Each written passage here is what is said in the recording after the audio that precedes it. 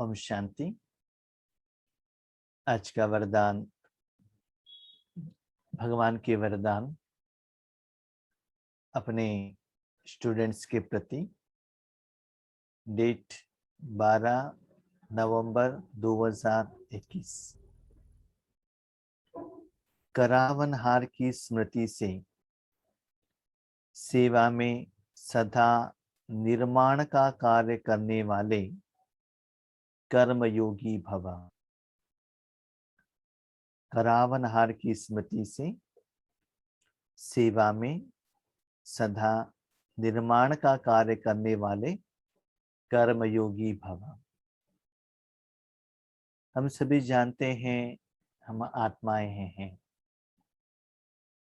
इस धरा पर आए हैं, कर्म भूमि पर आए हैं, कर्मेंद्रिय साथ में हैं। तो जब तक जिंदगी है, आत्मा शरीर के अंदर में है, तब तक कर्म करना ही पड़ेगा। लेकिन वो कर्म तथा अर्थ हो, विधिवत हो, वो कर्म का फल मुझे भी एक्सपेक्टेड रिजल्ट्स मिले और दुनिया को भी अच्छा हो, उसके लिए क्या करना है? कर्म करना है तो कर्मेंद्रियों के साथ, कर्म के साथ, कर्म करने के ज्ञान के साथ, नॉलेज कनेक्शन में तो रहना ही चाहिए। लेकिन भगवान हमें ये सिखाते हैं, कर्म योगी शरीर निर्वाहार्थ, शरीर के मेंटेनेंस के लिए कर्म करेंगे। लेकिन आत्मा भी है ना साथ में, तो साथ साथ में आत्मा और शरीर दोनों का कमाई हो। तो वो होने के लिए आप एक दिन में जो भी कर्म करते हो, कर्म समझकर नहीं करना है, उसे आप सेवा समझकर करो। सेवा माना जो भी कर्म करते हो, फल के एक्सपेक्टेशन के बिना करने वाले कर्म। हम ज्यादातर कर्म से भी ज्यादा कर्म के फल क्या हो सकता है, इसके बारे में ज्यादा संकल्प, समय, चिंता हमारे में आ जाता है।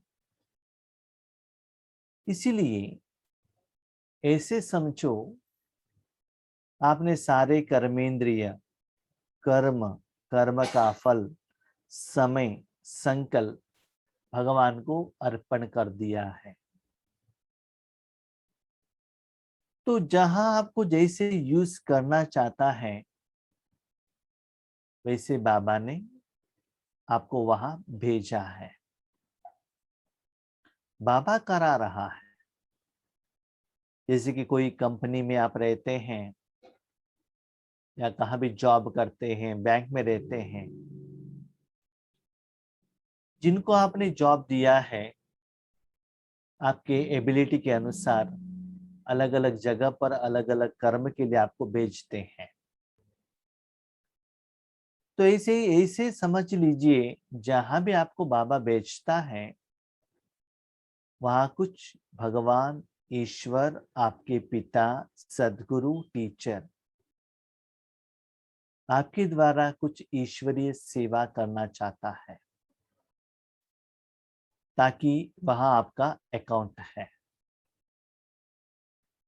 तो भगवान को वो कर्म अर्पण करने से वो अकाउंट सेटलमेंट हो जाएगा। लेकिन जब हम कर्म करते हैं, हमें क्या स्मृति रहता है?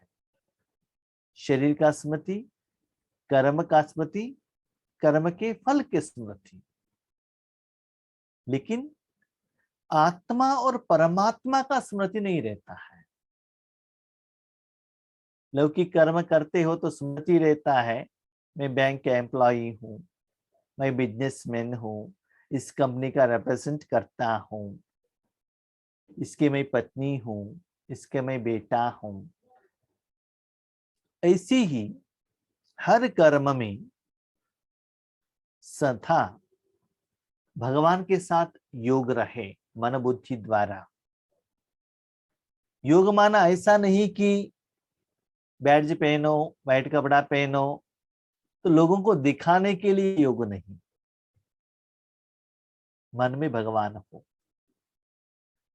न केवल मन में भगवान हो, भगवान की तरफ मन लगाने के कारण भगवान का शक्तियों का, गुणों का, विशेषता का सहयोग, सपोर्ट, उसका भी फीलिंग हो। तभी आपको पता चलता है ना भगवान आपके साथ में है।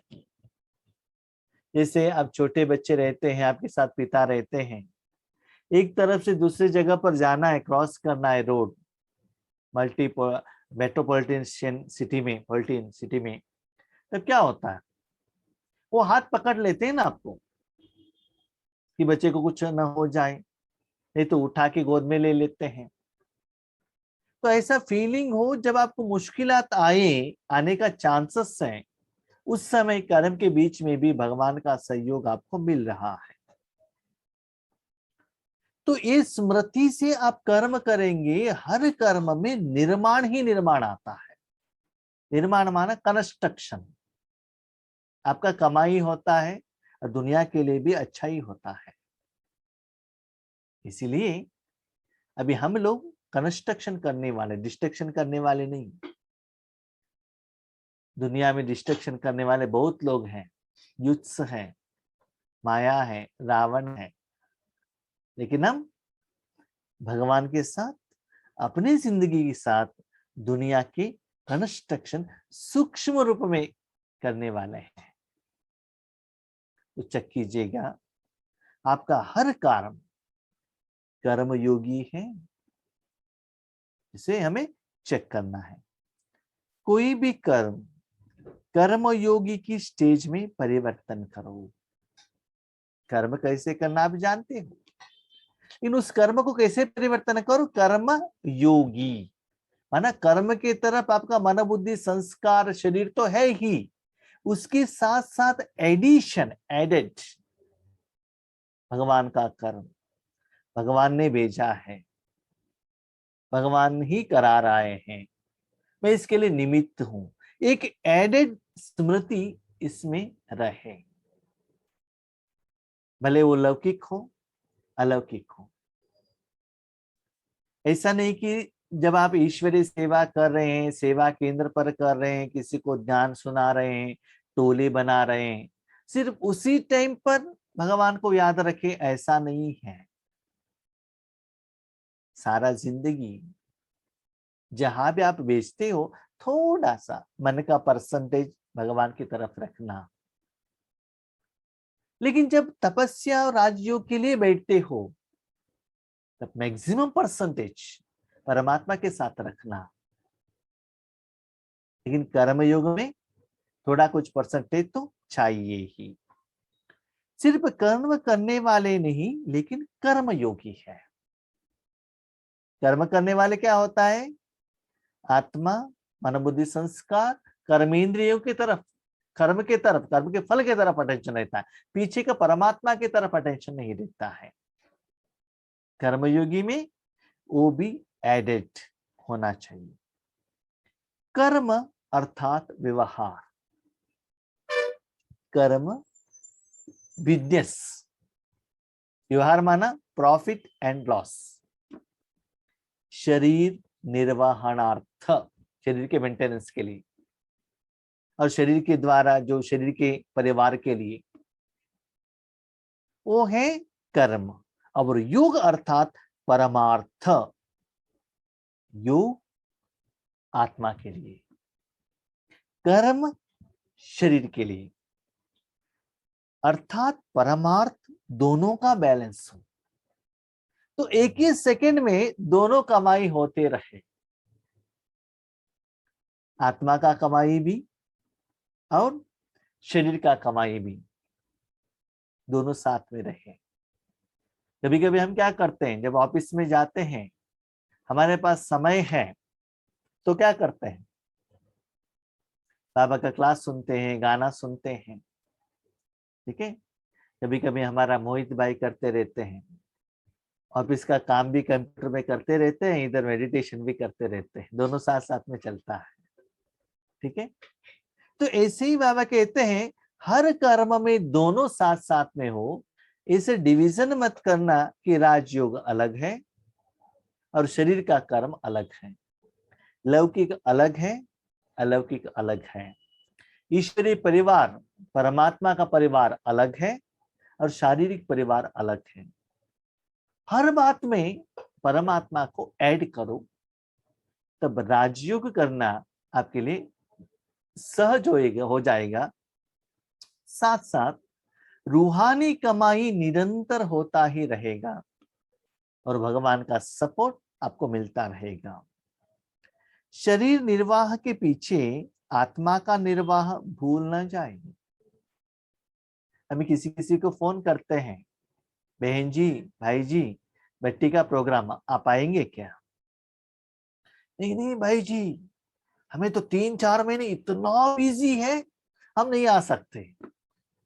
4 महीने होने दीजिए, उसके बाद देखेंगे। ठीक है, एटलीस्ट जूम में तो ऑन हो जाइए, वो भी नहीं है।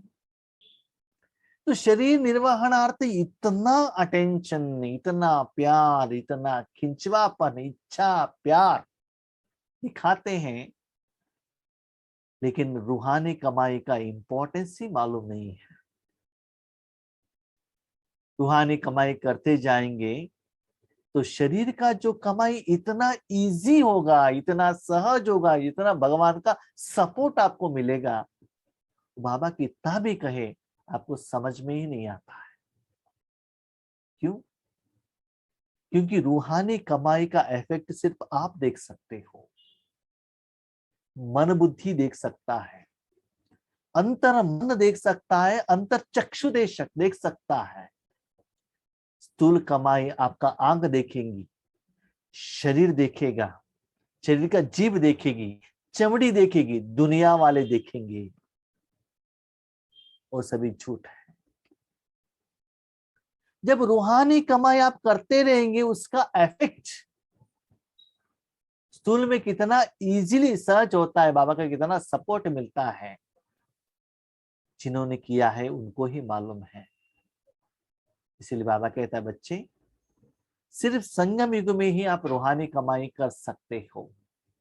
इसलिए कर्म के बीच में भी रूहानी कमाई चलते रहे। जो भी कर्म करो वह ईश्वरीय सेवार्थ हो, ईश्वरीय सेवार्थ। उसमें कोई भी मेरा पर्सनल कुछ भी नहीं है, जो भी है ईश्वर का है। तन मन धन जो भी है, जीवन, प्रॉफिट होता है तो भी बाबा का, लॉस होता है तो भी बाबा का, तो मालिक का है ना, आप क्यों टेंशन लेते हो? लेकिन जहां कि खुद आप ईश्वर कहते हो और मन में मेरा मेरा मेरा रहता है, जब मेरा आता है वहां ईश्वर नहीं रहता है। जब आप अकेले बन जाते हो वहां भगवान नहीं आता है। भगवान को जिम्मेदारी देंगे तभी तो वो आपको सहयोग देगा ना। महाभारत में दिखाया है ना, जब तक पांडव कृष्ण को नहीं पूछते थे, तब तक श्री कृष्ण पांडवों को सपोर्ट नहीं करता था। उनको तो कहना पड़ेगा, पूछना पड़ेगा, बुलाना पड़ेगा, साथ में रहना पड़ेगा। ऐसे ही उस सर्वशक्तिमान भगवान को कर्म में भी साथ में रखो। कि बाबा का कहने का भाव है, ये जो राजयोग आपकी जिंदगी में कहा भी कट ना हो, निरंतर हो। क्योंकि अंतिम ऐसे समय आने वाला है, उस समय न जूम मिलेगा, न आपको इंटरनेट मिलेगा, न कोई संगठन मिलेगा, ना बैठने के लिए आपको चांस मिलेगा। उस समय आपको कर्म करते हुए भी राजयोग में रहना पड़ता है। लेकिन निरंतर अभ्यास, अभी से ही आपको धारणा करना है। तो यही बाबा कह रहे हैं, उसके लिए अपने मन को ऐसे फिट करो, इस दुनिया में मैंने जिंदगी बाबा को दे दिया तो मेरा कुछ है नहीं। जैसे माताओं को बहुत कुछ अनुभव है, जब मैंने जिंदगी मेरे पति को दे दिया, सब कुछ पति का है, पति का पैसा मैं खाली कर रही हूँ, पति का पैसा मैं यूज कर रही हूँ, पति ने जो कपड़ा दिया है वो मैं पहन रही हूँ, पति का घर में रह रही हूँ, पति ने जो कहा है वही मैं भोजन बना के खिला रही हूँ। जो भी करना है हम पति को पूछकर करेंगे, अच्छा हो बुरा हो वो जिम्मेवार है, मैं नहीं। जैसे स्थूल पति के साथ रहना आपने सीख लिया है, तो मन में रूहानी पति को भी साथ में रखो ना, तब देखो रिजल्ट कितना सुंदर आता है। जहां भी शॉपिंग में जाना है 2000 रुपए लेकर गए, अब ये नहीं कहते कि मेरा पैसा है, आप ड्यूटी करे वो बात अलग है। जब घर गृहस्थ में रहने वाले जो माता है ना, क्या समझते हैं, मेरा पति का पैसा है, मेरे पति ने गहने दी है, कब से, जब से शादी हुआ है, उसमें मेरा ममत्व निकल जाता है ना। तो बॉस और मालिक मालिक पति हो जाता है, जिम्मेदार भी पति हो जाता है। तो यहाँ भगवान जिम्मेदार लेने के लिए रेडी है, चाहे स्त्री हो पुरुष हो। सिर्फ इतना आप संकल्प करना, जहां भी आप जाते हो ईश्वरीय सेवार्थ जाते हो, तो वहां कुछ ना कुछ कल्याण है, कल्याण के लिए बाबा ने आपको वहां भेजा है। इसके लिए सेवाओं में निमित्त मात्र का मंत्र व करणहार की स्मृति का संकल्प सदा याद रहे। ईश्वरीय सेवा है, ईश्वर कर रहा है, सिर्फ मैं साधन हूं, जिम्मेदार वो है।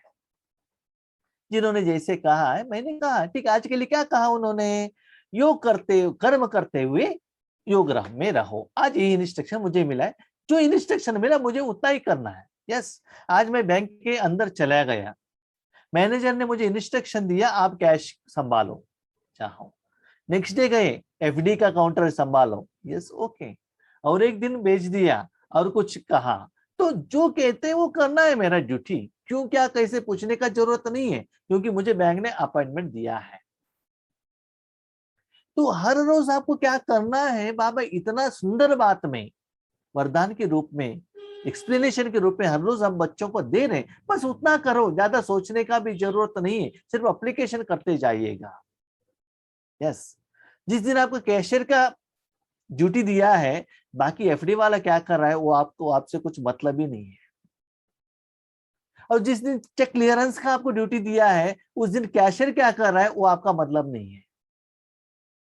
जिस दिन आपको जो ड्यूटी दिया गया उसके तरफ, उस ज्ञान के तरफ, उस व्यक्तियों के तरफ, उस कर्म के तरफ आप अटेंशन दीजिए। हाँ, बाबा ने तो 100 साल में बहुत कुछ ज्ञान सुनाया है, बैंक में आप सब कुछ ज्ञान जानते हो, सब कुछ देख सकते, लेकिन उस दिन को क्या दिया आपको, सिर्फ उसके साथ कनेक्ट हो जाइए ना।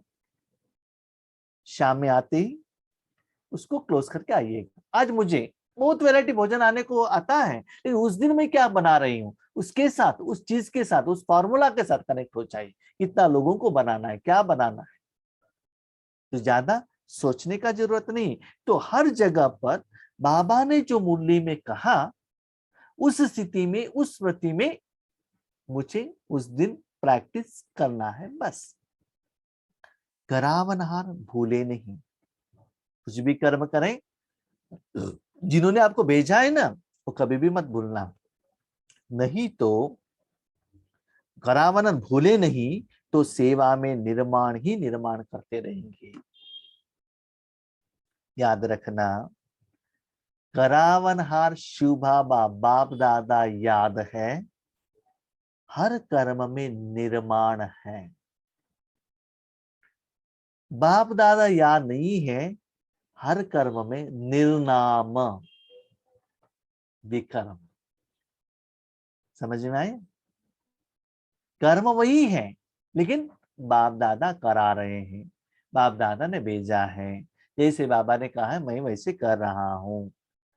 ठीक है, तो इस समझने से हर कर्म में कंस्ट्रक्शन होता ही जाएगा। सिर्फ बाकी सब कुछ कर रहे हो वो याद नहीं है, तो निर्नाम विनाश हो जाएगा। इसलिए बाबा ने कहा बच्चे संगम युग ही कल्याणकारी सफलता का सुकर्म करने का युग है। इसका मतलब आपके मन में भगवान सदा रहना चाहिए।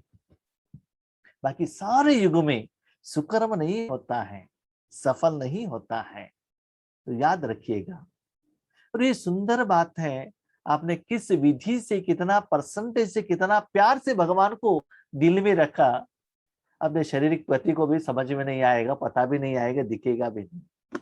उसके बारे में आपको चिंता करने का जरूरत नहीं। ये पति आ गया तो वो पति को गुस्सा आ सकता है क्या? चिंता मत कीजिएगा।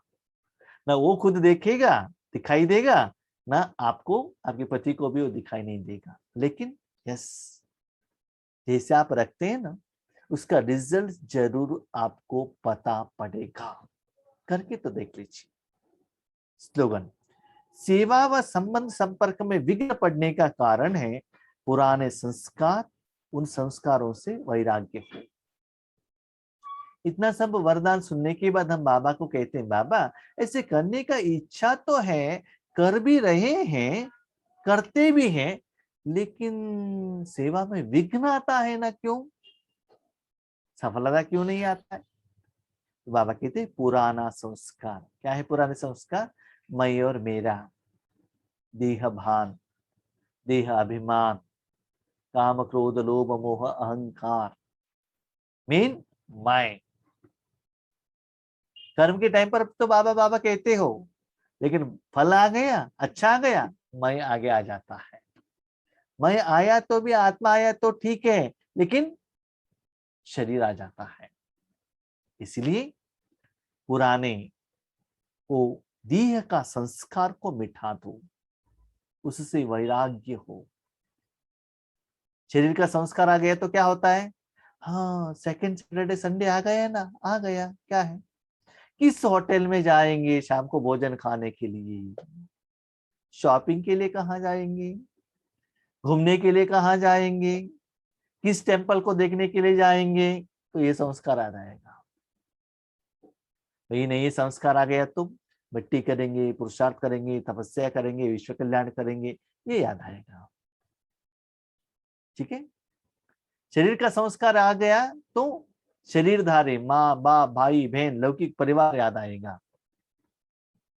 और नया संस्कार है तो ईश्वर और ईश्वरीय परिवार, ईश्वरीय परिवार को देने का, उन सभी को पालना करने का, वो याद आएगा। तो नया संस्कार क्या है? नया संसार क्या है? किसके लिए बाबा ने आपको निमित्त बनाया है? इसकी तरफ अटेंशन रखो। पुराने से वैराग्य हो। जब तक वैराग्य नहीं होता है तब तक मन आपका खींचता ही रहता है। इसलिए सेवा या संबंध संपर्क में विघ्न पड़ने का कारण है वो संबंधियों को, वो चीजों को मेरा समझ लिया है। वास्तविकता ये है, इस दुनिया में आपका आपका आपका सिर्फ भगवान है। क्यों? बाकी कोई हमारे नहीं है क्या? नहीं है। क्यों? आपने जो दिया है वही आपको वापस दे रहे, कोई कुछ भी आपको एक्स्ट्रा नहीं दे रहे। जो कुछ भी आपको अच्छे दे रहे हैं ना, ओनली भगवान। बाकी दुनिया से जो अच्छे बुरे आपको मिल रहा है, आपने दिया हुआ ही रिटर्न आ रहा है, और कुछ एक्स्ट्रा नहीं आ रहा है। याद रखिएगा। जो अकाउंट हमारा जो बनता है, तो अच्छा बनता है आपके लिए, अच्छा जो सोचता है। Only one soul. कौन है? मेरा पिता, मेरा फ्रेंड, मेरा बाप, मेरा सदगुरु। तो क्यों ना हम उनके साथ अकाउंट बनाएं? ठीक है। उनसे लेकर दुनिया को अच्छे देंगे तो उसका रिजल्ट हमें 5-4 साल तक रिटर्न में आता रहेगा। ये सीक्रेट जान लीजिए, मान लीजिए, धारणा कीजिए, और उसके साथ संसार निभाइए। जैसे लौकिक में भी हम क्या कहते हैं? मेरे पति के पैसे से मैं भोजन खा रही हूँ, मेरे पति के पैसे से मैं हॉस्पिटल जा रही हूँ, तो पति को रखते हैं ना। एक्चुअली वो भी नहीं है। एक जन्म में आप पति होंगे, वो पत्नी होंगे, अभी अकाउंट सेटलमेंट हो रहा है। प्यार रखिएगा, नॉलेज को आगे रख के पति के साथ झगड़ा मत कीजिएगा, नहीं नहीं मेरे से ही मैं खा रहा हूँ, आप क्या दे रहे हो, ऐसे झगड़ा मत करना है। ठीक है उनके साथ। ठीक है, योगेश भाई ने कहा है, बाबा ने कहा है, मैंने जो किया है एक जन्म में मैंने दिया था वही मुझे आज रिटर्न मिल रहा है करके झगड़ा करना नहीं है। ठीक है। अच्छा, Om Shanti. Thank you Baba.